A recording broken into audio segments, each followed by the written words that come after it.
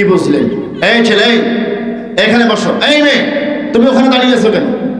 তোমাকে কে দাঁড়িয়ে থাকতে বলেছেন? আর তুমি দাঁড়িয়ে থাকার জন্য এখানে আসছো কেন? এই বসো, দাঁড়াবো না,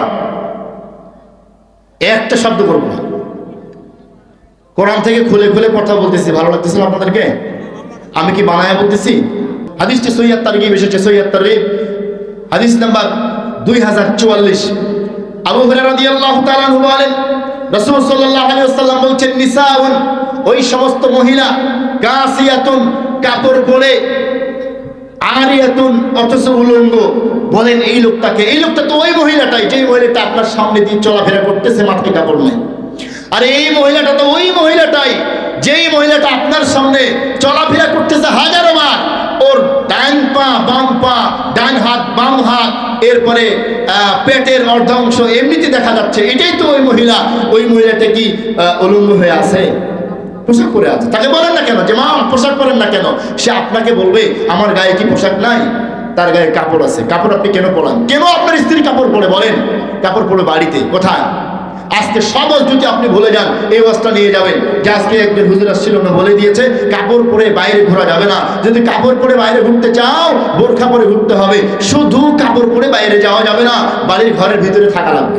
কেন? কাপড় হচ্ছে পর্দার খেলাফ। তো আপনার মা কাপড় পরে কেন? একটু বলে দেন না কেন? এই ছেলে, তুমি তোমার মাকে বলো না কেন, আম্মু এটা তুমি পরো না, তোমাকে মেসকি পরলে ভালো দেখা যায়, বোরখা পরলে ভালো দেখা যায়, তোমাকে একটা জামা পরলে ভালো দেখা যায়, কাপড় পরলে তো তোমার অঙ্গ প্রত্যঙ্গের হেফাজত হয় না, কাজেই তুমি এটা পরবা না, তুমি বোরখা, তুমি পর্দা করার চেষ্টা করো। এই কথা যদি আপনি বলেন, আপনার মা রাখবে ইনশাআল্লাহ। আপনার কথা আপনার স্ত্রী শুনবে না, আমার কথা শুনবে? শুনবে না তো, সারাদিন বললেও শুনবে না। এই জন্য আপনাকে শোনাইতে হবে। তো রাসূল কি বলেন? নিসাউন কাসিয়াতুন আরিয়া, এক শ্রেণীর মহিলা জাহান্নামে যাবে, যেই সমস্ত মহিলারা কাপড় পরেছে অথচ উলঙ্গ। রাসূল বলেন লা ইয়াদখুলুল জান্নাহ, তারা জান্নাতে যাবে না। জান্নাতে তো যাবে না। ওয়ালা ইয়াজিদনা রিহাহা, জান্নাতে তো যাবে না, তারা জান্নাতের সুঘ্রাণও পাবে না।